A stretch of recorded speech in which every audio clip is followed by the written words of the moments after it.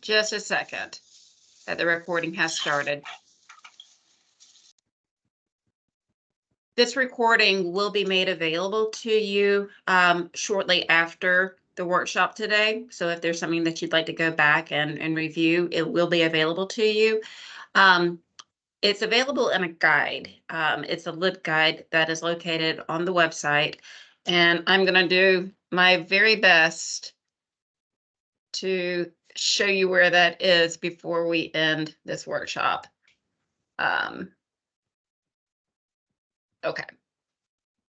If I forget, feel free to remind me. All righty. Without further ado, I'm going to share my screen and get going. If I could have one person unmute and let me know that you are seeing a PowerPoint presentation right now. Got it. Yes, yes. Awesome. Awesome. Thank you. See if it will behave. There we go. All righty. And again, just as a reminder, if you can just make sure that you're muted unless you really need to interrupt. And again, that's totally fine if you need to do so. All righty. So the library, navigation for graduate level students.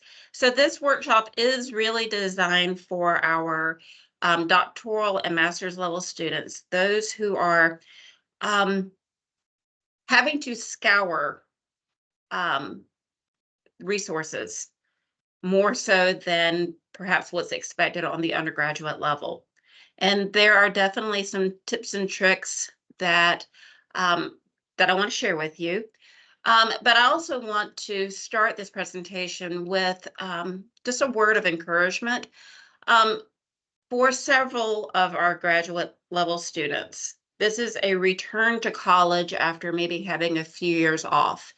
Even if you've only taken 12 years off, some absolute enormous changes have happened in the world of information and how it's wrangled. Even from when I got my degree in library science to today, it's changed. And these changes, they have a very large effect on how we do research. It used to be that you had to work really, really hard to find the exact right pieces of information to help support your research. We're kind of in the world of opposites now. What we're facing more now is an onslaught of way too much information and having to learn how to whittle that down into the absolute nugget that you need. So it's a slight different perspective, but the implications are pretty enormous for how we tackle information.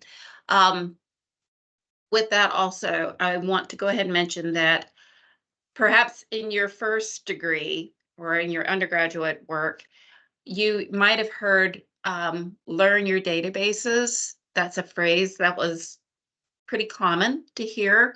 And there's some goodness in that phrase because there are certain databases that certainly can do things that other databases cannot do.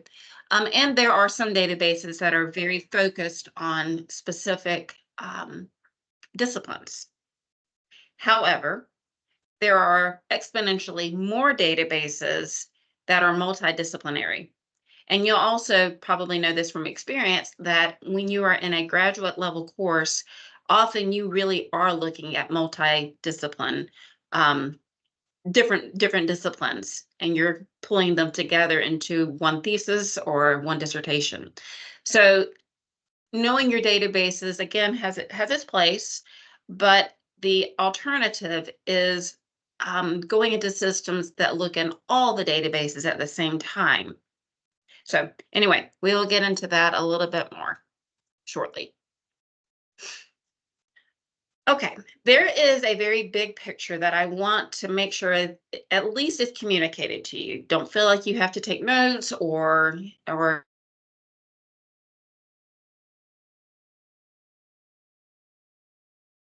basically 6 parts of information literacy that all students really should master. And on the doctoral and master's level, you really, really should have this mastered. These 6 different parts really drive everything that happens within any kind of information instruction. So this is a little bit of insight into what those 6 parts are. There are 6 different titles. The titles are awful. They're really hard to remember, and so quite frankly, I changed the titles and I turned them into question words because that is easy to remember. And so we're going to look at who, what, when, where, why, and how in addressing these 6 different components of information literacy. So who? Very simply, we're talking about who is the authority within your field. You know, this is something that you probably already are picking up on, and you probably already have a nice list of individuals that you know are persons of authority in your field.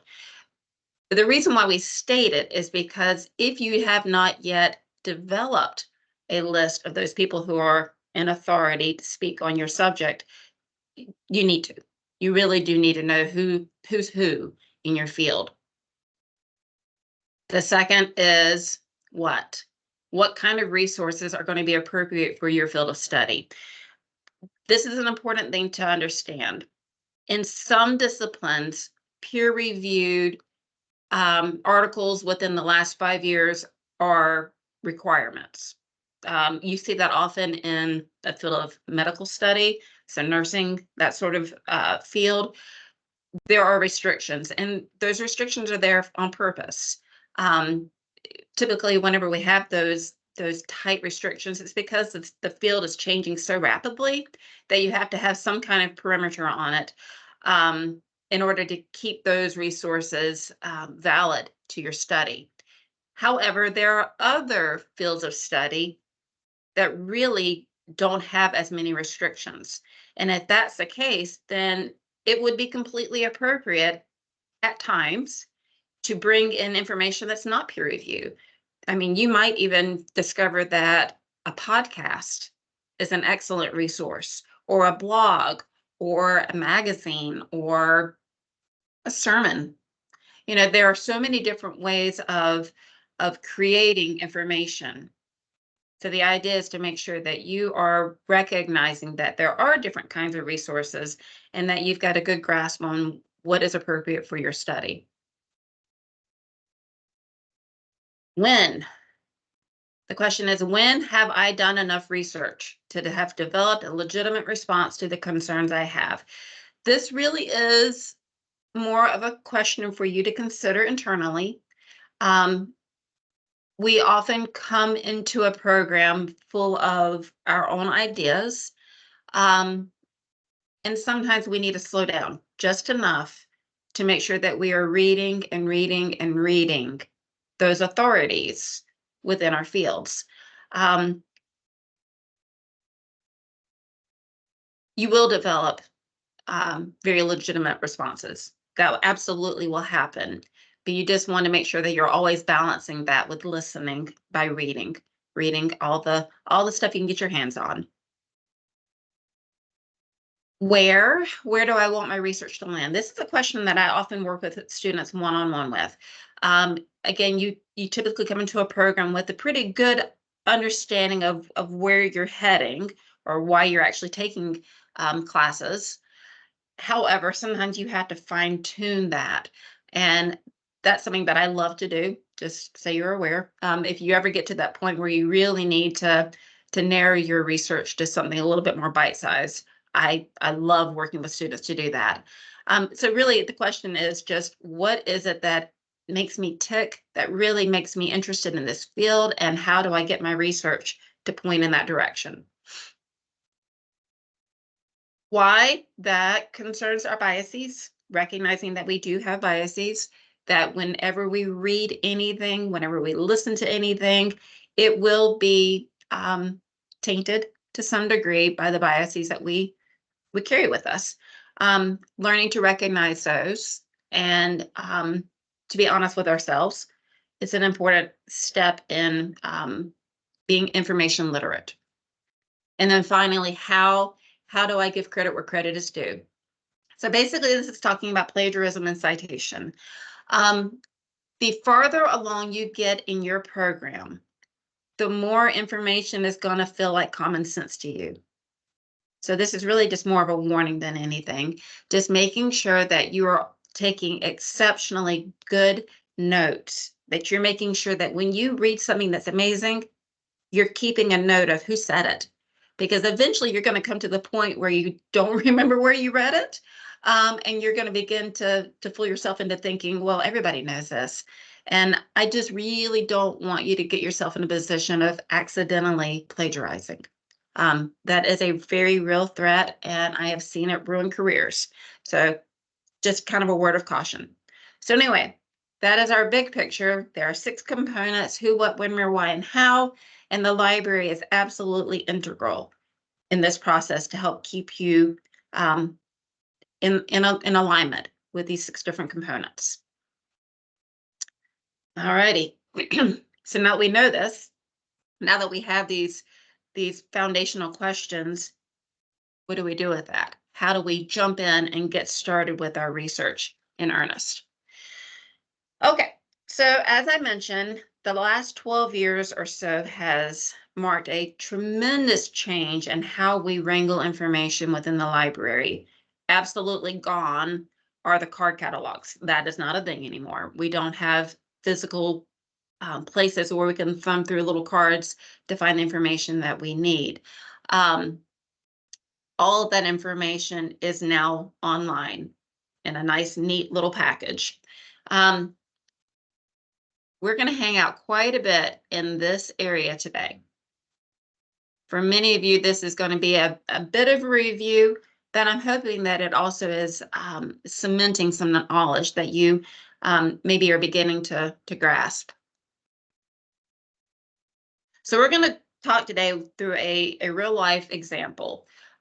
Very recently, I worked with a student who wanted to learn about leadership. That is a very, very big topic, but we can certainly start there. When we go into Primo, and that's that first page I showed you where I said we're going to spend a lot of time, Primo looks kind of like this. It defaults to what we call a simple search. Basically, that means they give you one little search bar. You can type anything you want in there. The 2 things that I want you to see right now are my 2 little arrows, and that's pointing to the same thing. It's just an indication that you really have to be signed in. You have to be signed into Primo in order to actually access the materials therein. If you are not signed in, you're going to get all kinds of weird error messages, or you're going to run into a paywall. It really basically is going to not recognize that you are a student. So sign in so that you can actually get access to all the things that your tuition allows. Okay, so I'm now signed in and I am looking at the word leadership. And again, this is a simple search option. I'm using that one little line and okay, tell me, Primo, what do you have on leadership? And you'll notice that there are 4.5+ million resources that you have access to just on the topic of leadership. Now, remember what I said from the very beginning, the way that we do research now is no longer having to dig and dig and dig for information. It's rather sorting through the literal millions of resources that are available to us with the touch of a button. So 4.5 million, way too much. We're not going to even entertain that. Instead, what we're going to do is we're going to switch to an advanced search. So on the right-hand side, you'll see where it says advanced search. You're going to click that. And what that does is that gives you a much larger search box. So we went from that single little search box to something a bit more substantial. And so I'm going to start by putting leadership into that line. And I'm going to do some thinking. Programming at Regent, and this is just, an example. Let's just pretend that the student I was working with really wasn't necessarily interested in just leadership, but she was really interested in the concept of Christian leadership. That's different. So instead of leaving this just as leadership, I'm typing in Christian leadership, but I'm also asking the system to look for the exact phrase. What that means is that it's going to look for Christian leadership as a complete thought. And when I do that, we're down to 19,500-ish results. So we're getting there. That's a huge jump from 4.5 million, but 19,500, that's still quite a bit. So we need to do a little bit more work. Well, in talking with the student, we discover, oh, well, it's actually Christian leadership in education. So here's that multidisciplinary thing that we've already discussed. So what do? We add the word education. And that brings our results down to 3,500. We are certainly in a much better place than 4.5 million. And if you don't mind, I'm going to reduce my screen for a second to make sure that folks are making it into this meeting. 1 second, please. Okay. I think we're okay.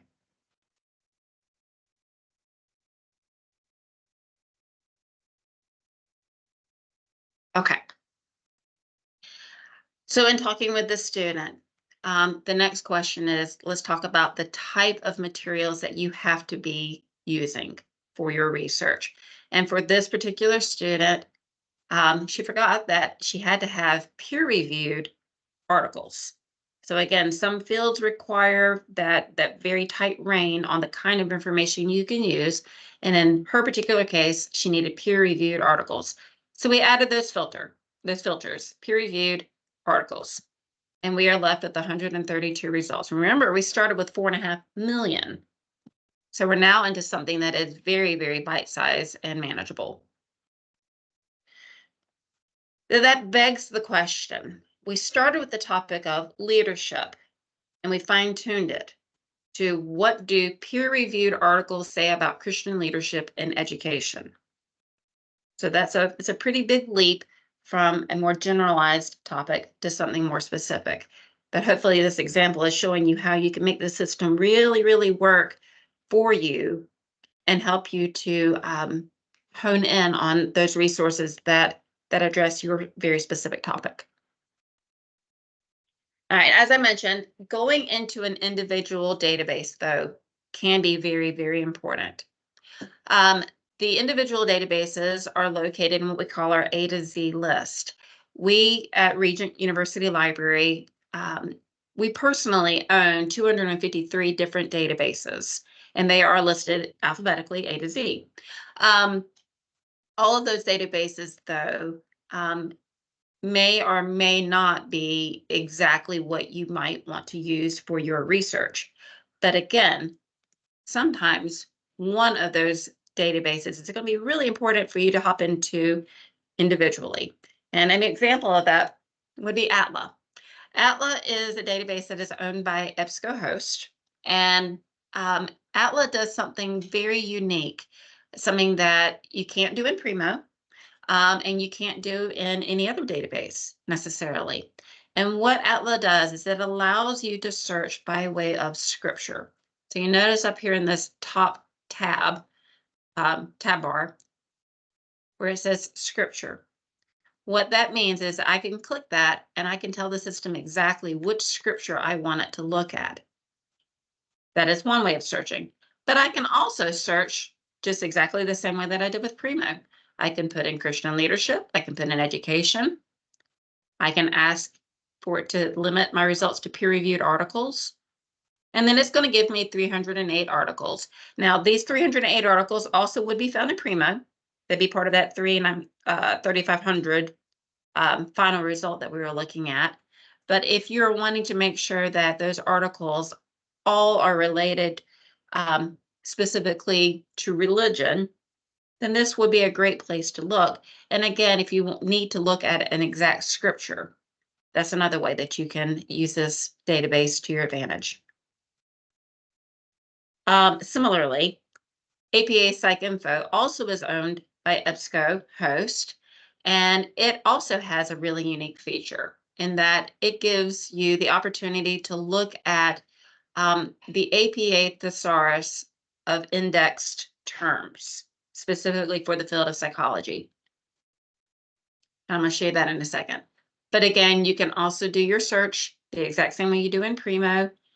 You also have the advantage in APA PsycInfo to put a filter for methodology. So let's just say that you have been working on your thesis or your dissertation, and you discover that you really need to include a study that is qualitative, for instance. In APA PsycInfo, you can create a filter just for that very specific method of study. So this is an example of me looking for Christian leadership, education, and looking for a qualitative study only. And there are 26 of them in that database. Now, going back to the thesaurus of index terms, kind of fun. You type in the word leadership, or any word for that matter, and it gives you all the other words that are associated with leadership. And each one of these also is hyperlinked. This is going to be an important thing for those who have gotten to the point of your lit review, that you really have to make sure you're taking a fine-tooth comb to all the resources out there. And you may be required to do some searches by way of subject. But this is a real quick glimpse into what that looks like. Again, I do not expect you to remember everything that I'm saying today, but I do want you to see how the library can assist you in these processes. You are not ever alone in this. We do not expect you to be experts in subject term searching. That is something that we do. And so when you get to that point, let me know. And very likely I'm going to pull up a page very similar to this, and we'll go through these terms one by one to make sure that you really are getting all the information that you need. All right, another database that is going to be very important to you as you move through your program, especially as you come to the last phases of it. If you are beginning to write your dissertation or beginning to write your thesis, there is a location. It's called Proquest Dissertations and Theses, Regent University. This database houses only those theses and dissertations that were created by Regent students. Excuse me. So again, going with our same topic of Christian leadership and education, I was able to do a search in this one database and discovered we have 357 either dissertations or theses about this topic of Christian leadership and education. This is really helpful if you feel like you need to put your eyes on a successful dissertation or thesis, so that you can make sure that you're, on the right track with your own work. This particular database, you also can search by way of chair. So if you have you will. So if you want to look at a dissertation that your chair approved, you can do that as well. This is a wonderful bonus. All righty. We can't get away from Google Scholar, as much as I would like to say that we can. Personally, I really dislike Google. I dislike it very much. Any system that is built on algorithms, I have a problem with when it comes to doing legitimate research. And the reason I have such a hard time with it is because it's built on biases. It's built on creating responses that it believes you want to hear. So it's basically telling you what it thinks you want to know. However, Google Scholar is a legitimate form of research. And used in small doses, it can be a very helpful tool. Especially again, if you're at the point of doing a lit review, that can help guarantee that you really have taken that fine-tooth comb to everything, anything and everything. The problem with Google Scholar, other than the algorithm side of it, is that it will provide results, and it doesn't care if it's giving you results that has a price tag attached to it. like literally. Using Google Scholar, you're going to run into paywalls. If you remember nothing from this workshop other than this, please do hear me. Do not ever pay a paywall. When it says you can access this for $40, do not do it, please. Please, please, please don't. You're paying way too much tuition to have to deal with paywalls. That is, again, something that the library can help you take care of. A very simple thing that you can do to remove some of the paywall issues is to make sure that your Google Scholar account is linked to Regent University Library. If any of you've taken UNIVLIB, this is actually a requirement for that course. And the reason it's a requirement is because we really do not want you to ever face a paywall. We really want you to make sure that you have that connection to the resources immediately. And so anyway, it's a very simple process. When you go into Google Scholar, you go into this little hamburger menu on the left, you get yourself to library links, you type in Regent University Library, and you save it. That's all you have to do. And what that means is that when you are looking in Google Scholar for a topic, such as our Christian leadership and education, it's going to let you know on the right-hand side if Regent University owns it. So I could click on any of these, and it would take me directly to the resource, and it would bypass the whole access fee that you normally would see. Similarly, there is a program called Libkey. I don't usually get that excited about some of our vendors' offers, but Libkey is absolutely the exception. It is the coolest thing. Libkey works across the entire internet, and it basically scours it to make sure that when Regent owns the resource, Libkey lets you know it. And this is anywhere on the internet, anywhere, even in Amazon. So for instance, I looked up a book on Christian leadership and education, and this happens to be the one that I located. Normally it's between $25 and $110. But you'll notice right here, this kind of weird looking little sign. This is Libkey. This is letting you know that you can view this book for free as an ebook through Regent University Library. And again, all you have to do is click on it, and it's going to take you directly to that resource. And that's what I did in this example, this screenshot.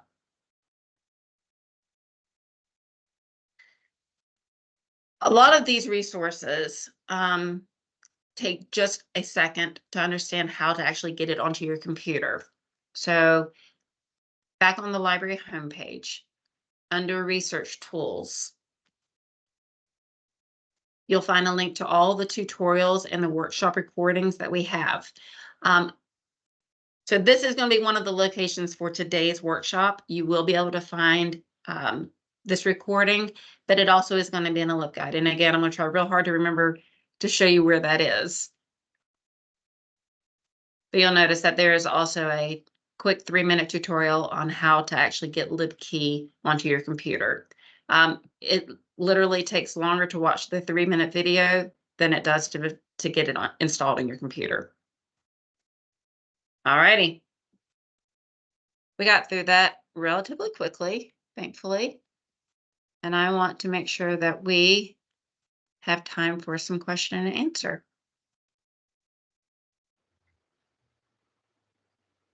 Yes, ma'am.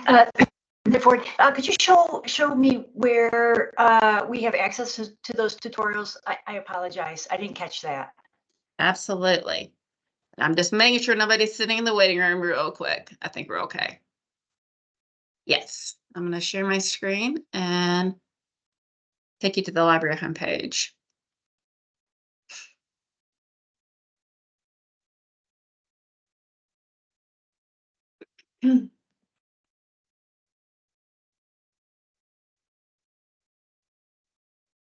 Okay, library homepage.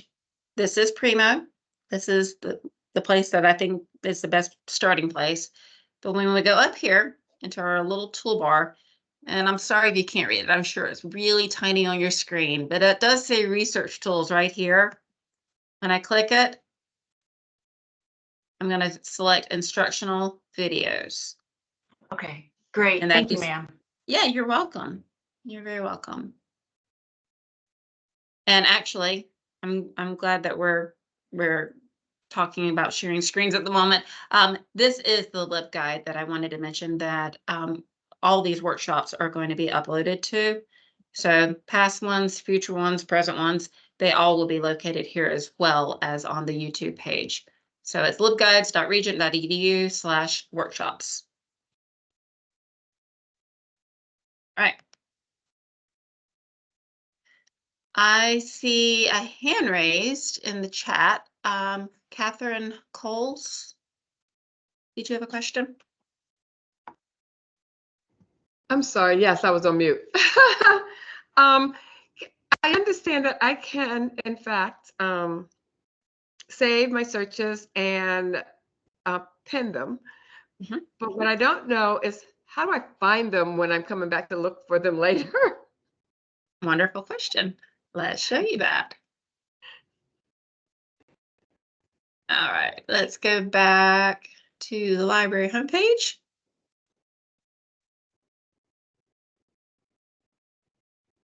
Okay, so I'm going to hop into Primo just so that you can see what we're talking about.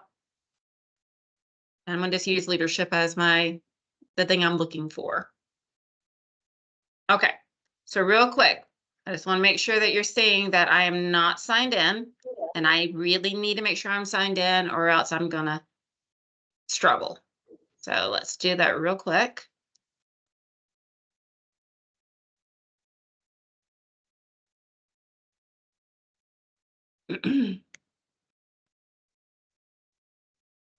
All righty. So the saving or the pinning, you'll notice right here, there's a little bitty push pin, and you'll notice all the way in the upper right hand corner, there's also a push pin. So let's pretend that I'm looking through these results and I think, oh, this is an amazing book. I want to make sure I save it. So I pin it, it zoops it up there. And then as long as I'm logged in, I can click that little pin and it's going to take me to my favorites. And here is that book that I just pinned.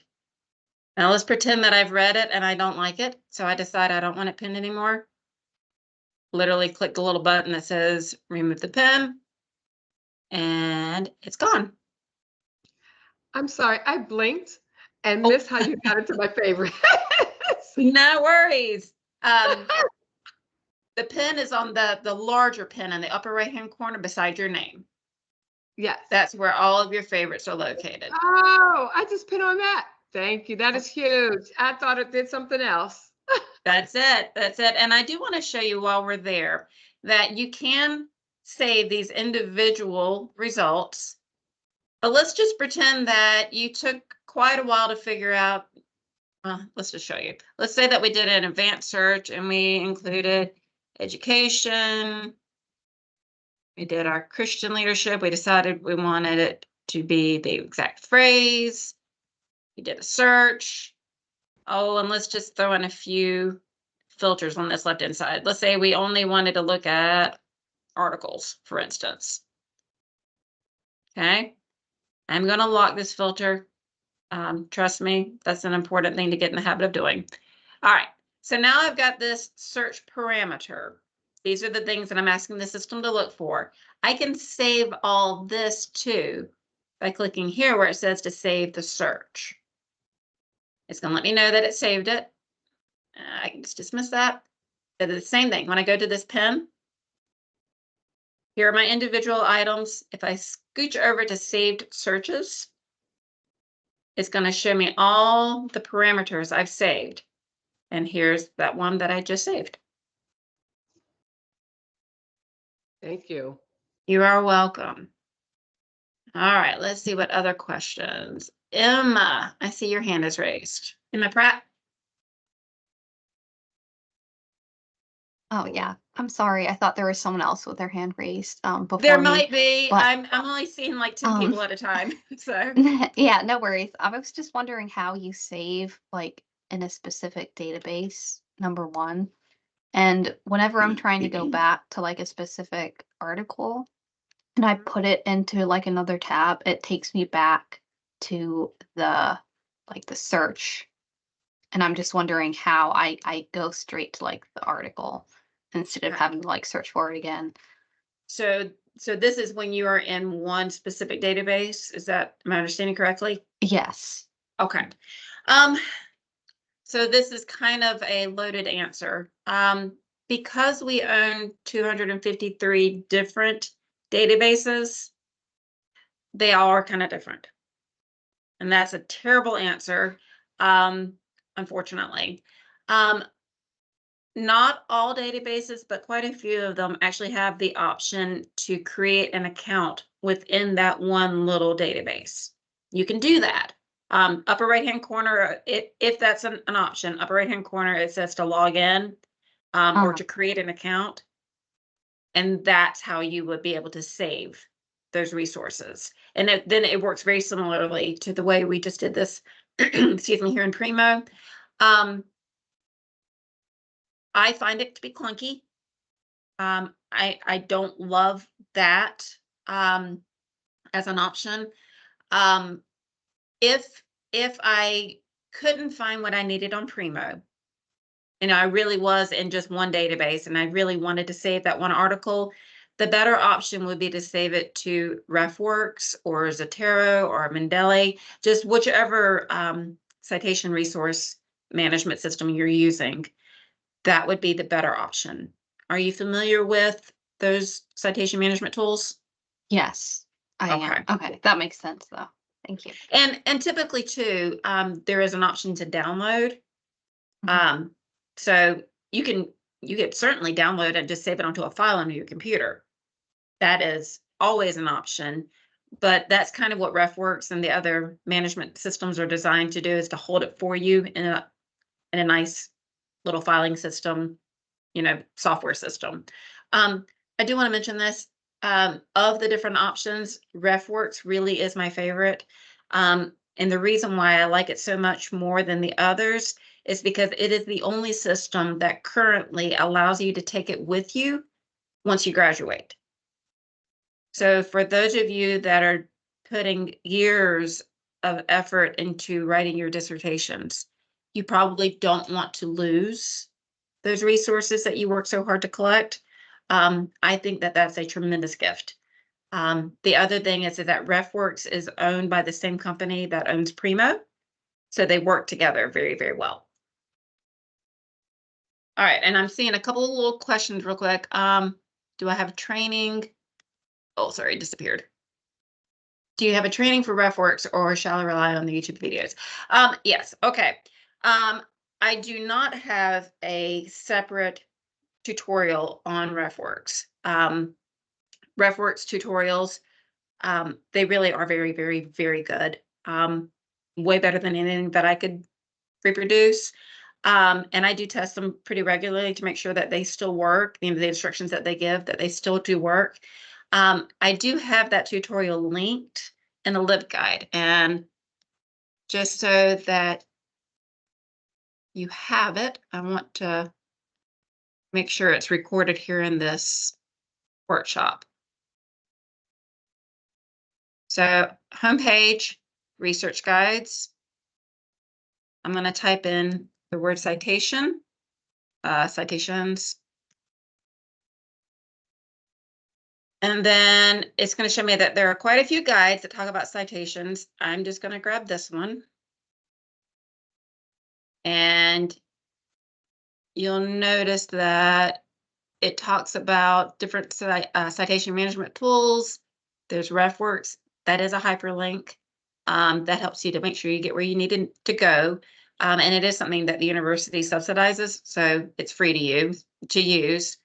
And oh, where's my little tutorial? It's in here somewhere. That one might be the tutorial.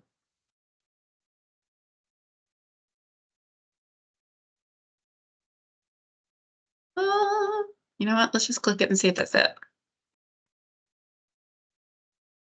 There it is. Okay, RefWorks tutorials.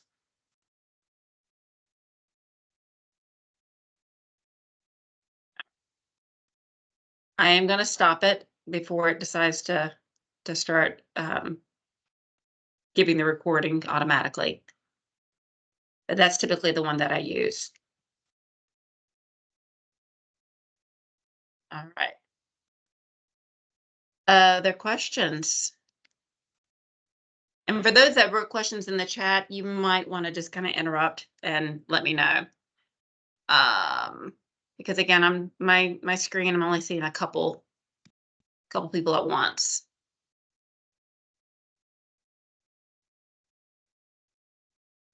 All right. Any other questions?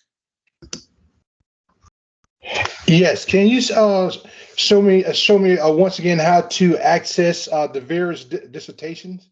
Can you? Yeah, for sure. All right. Oh, let's get home. Okay. So individual dissertations. If, are you specifically talking about the Regent University ones? Yes. Okay. All right. Good deal. All right. Search databases. And this is our A to Z list. Dissertations are listed under D for dissertations. So I'm just going to type in dissertations. It's going to take me directly there instead of having to go alphabetically through the list. And you'll notice that the first one is dissertations and theses global. That's literally what it sounds like. That's all the dissertations across the world that have been submitted into Proquest. And then this one, though, is just for Regent University. So we click that. We click Access Database. And it should take you right to this page. Please reach out if it does not. We had about a month of issues with Proquest. It looks like they fixed everything, but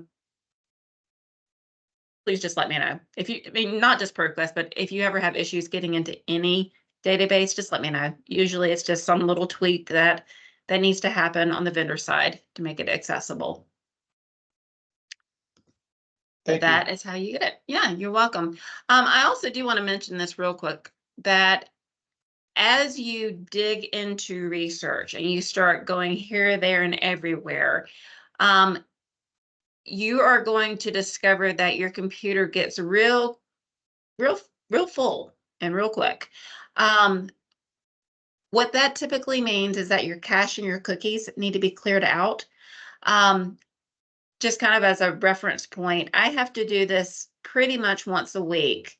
If I don't, then I get just kind of weird access issues, or I'll get a message that says error, you know, like, or you don't have access to this, just things that are just completely wrong. And basically it's my computer begging me to clean up the system. And going into all these different databases is notorious for filling up your system very, very quickly. So in case anybody is not familiar with how to do this, Control-Shift-Delete on your keyboard takes you to your settings page. And all you need to do, you don't even have to worry about your browsing history. Cookies and cache, make sure they're checked, and then click Clear Data. That will not get rid of any of your passwords or anything like that. It's just going to basically make your system much happier with you, and it's going to operate a lot better. So just kind of keep that in the back of your memory. So if you ever start seeing weird stuff, go ahead and clear your cache and your cookies and then try again. And if you're still having issues, obviously reach out and let me know what's going on.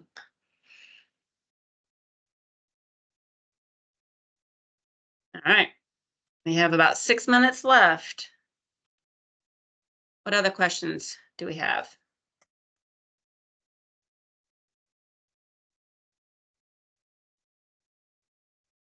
Deborah, I think. Hi, thank you so much for everything that you've teaching us. It really helped. But can you tell me the reason why I have a problem with finding books sometimes? And also, I would like for you to go back over the Libkey. Sure. Okay.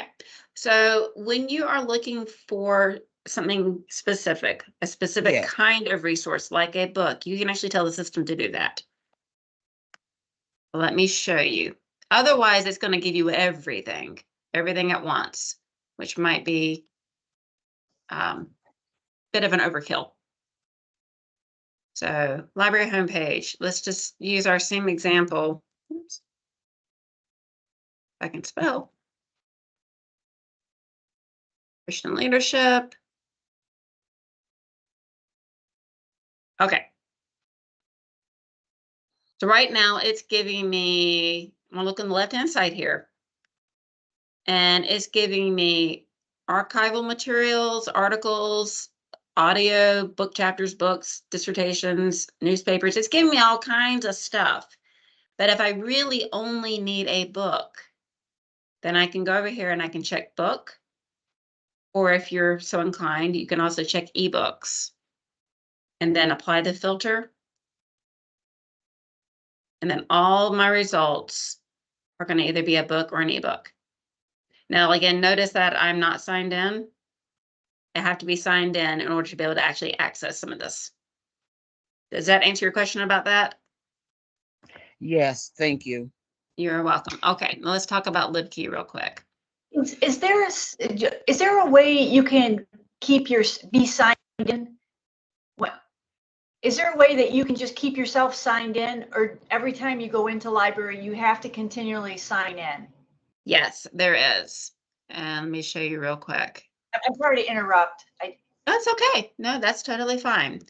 I'm gonna sign in real quick. Because yes, it's kind of annoying to have to do this over and over again. Right. But you do have to tell the system what you want. So when I am right here with my name, the little downward arrow, I would have to slide down. Oops, I gotta move this out of the way. Where is it?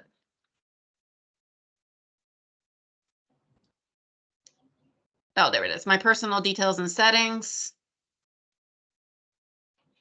I can automatically extend my session. And when enabling this setting, your session will be automatically extended and won't be timed out. I think the reason why mine disappeared is because I had jumped into my settings on my actual computer. Typically, it doesn't do that. Typically, whenever I sign in once for the day, it stays up for the rest of the day.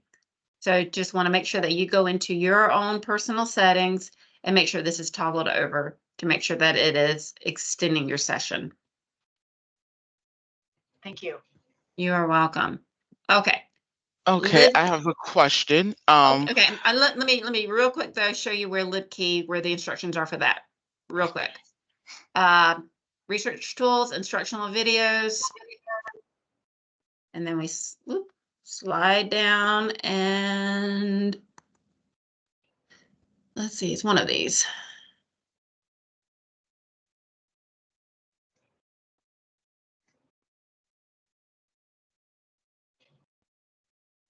There it is. Research tool, Libkey. Okay, thank you so very much. You are welcome. Okay. And sorry, I'm not seeing faces, so I'm not so sure who was next. Danielle, I have a question. When you're searching, does our program matter what comes up? Like, let's just say if you're in the divinity program and you search for something, will it be different than if you would search for something in the education program, or all will be the same? Correct. Okay. And that's what you want. Again, because most of our fields are multidisciplinary. So you do want that. You want it to be able to locate all kinds of stuff. But yes, the short answer is you'll get the same thing that somebody else from a different department will get. Okay, thank you. You're welcome. I see a couple other hands raised. Susan? Oh, thank you. Thank you for all of the information and for your time, by the way, for doing this for us. You're For so those welcome. of us that have been out of school for 20 years or so or longer, a lot of this is totally brand new. If we wanted to have like someone, if we needed more assistance to come in, can we come into the library? Do we need to make an appointment, or can we just come in and ask for help from someone? Yes, and yes, and yes. So we really try our very best to be available in any format that works for the student. We do have in-person research assistants. So if you live in the Hampton Roads area and it's convenient for you to go to the library, absolutely. Denise Cruz, she is there. She's physically in the building and she's able to meet with you. I also have a grad assistant that this is what he does. He's trained to help with research assistants. And he's typically there evenings and weekends, those times that the rest of us are not working. So he's wonderful. His name is Trevor. But then also, let me show you real quick. Oh, come on. Let me show you real quick how you can make an appointment. So regent.libcal.com. I actually have this linked in my email and my address line. It says make an appointment. If you were to click that, it would take you here as well. You can actually schedule an appointment if that is more convenient for you. So you click schedule an appointment. You can decide if you need it to be on campus or online. I'm going to, since we already talked about on campus, show you the online version of it. So again, you can make an appointment with Denise, or you can make an appointment with me. Let's just pretend that I'm who you'd like to speak with. You can pick any of the dates that are available. With that though, if you don't see a time that works for you, just reach out to me directly. Just send me an email and say, hey, I really only have time today, or whatever the case may be. I will work around whatever you need as much as I can. Wonderful, thank you. Excuse me. Oh, I'm sorry. What is your email address? It is at the end of that little slideshow. So just make sure that you're seeing it. It's mader@regent.edu. And I can throw it in the chat as well. Just because, you know, sometimes it's hard to tell if we're saying ilm or in or what we're saying. Thank you. You're welcome. All right, it's in the chat now. All right. I think Susan, is your hand, do you have another question? No, I do not. Thank you. I'm sorry. Okay. I just hadn't removed my hand raised. Thank you. That's fine. That's fine. All righty. I think, let me just double check myself, make sure I'm not missing anybody. I think we are good with hands being raised, and we are at 1:03. I want to be respectful of everybody's time.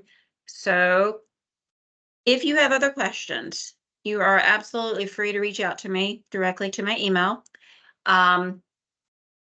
And we can either make an appointment or I can answer your question over an email, just whatever works. I'm very thankful for all of you coming to this, and I hope that it was helpful. Thank you very much. You're very Yes, welcome. Thank you very much. Thank you. Thank you so Thank much. you. Goodbye, Yes, everyone. thank you. I'm going to stop the recording.